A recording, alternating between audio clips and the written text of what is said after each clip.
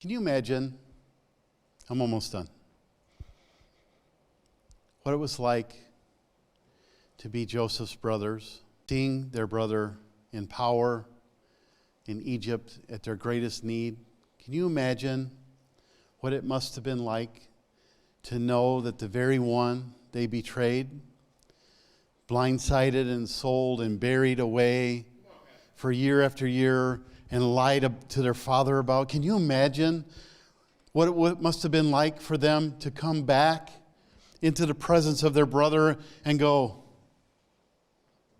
I'm sorry, when they really weren't sorry? Say, you were right, even though they didn't really like their brother even now. But I think what happens is sometimes the condition determines our heart, because they wanted to live, and they said, God, thank God our brother is still alive. Thank God he can still provide for me. And that's what happens to us as Christians. We're like, God, I want what you have for me.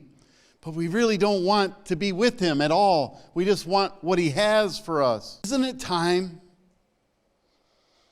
for the world to experience some believers who will say, I don't care how I feel about it anymore. I don't care what they say about it anymore. I'm a believer. I don't care if I'm broken. I don't care what happened yesterday. I want to be in the presence of Jesus.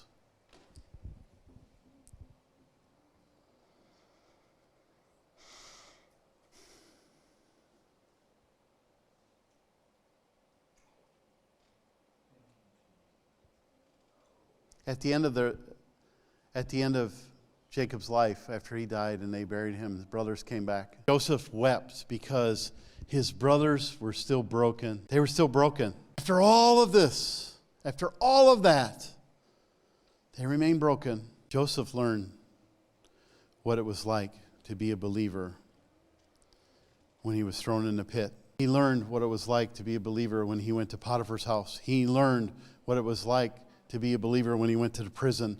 And he still knew what it was like to be a believer when he got to the palace, because God is not going to raise up someone that's not ready for the place. That's why in this place, amen, we have to decide, are we going to be a believer or not?